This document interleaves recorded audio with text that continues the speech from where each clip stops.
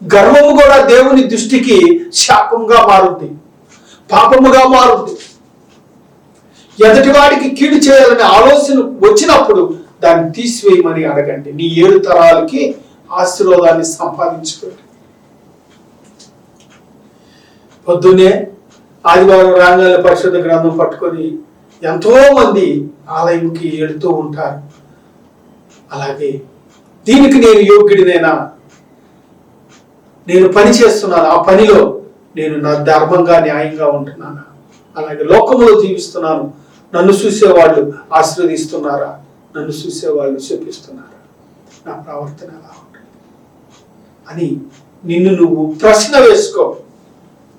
నీ హృదయాన్ని ప్రశ్న వేసుకో, నీ మనస్సాక్షికి నువ్వు ప్రశ్న వేసుకో. చూసుకో, నువ్వు అలంకరించుకున్నప్పుడు నీ ఆశలన్నీ చూసుకొని నువ్వు అలంకరించుకొని అద్దం ముందు నిలబడు. నువ్వు దేవుని పట్ల ఎలా ఉంటున్నావో తెలుసుకో. అలాగే నీవు తగుమాత్ర వస్త్రములు కట్టుకొని నీవు తల ముడి వేసుకొని పైట సెంగు కప్పుకొని నువ్వు నిలబడి అద్దం ముందు చూసుకో. నీకు ఏ రకంగా ఆశీర్వాదం వస్తుందో తెలుసుకో. ఏ రకంగా ఆశీర్వాదాన్ని సంపాదించుకుంటున్నావో గుర్తెరుగు.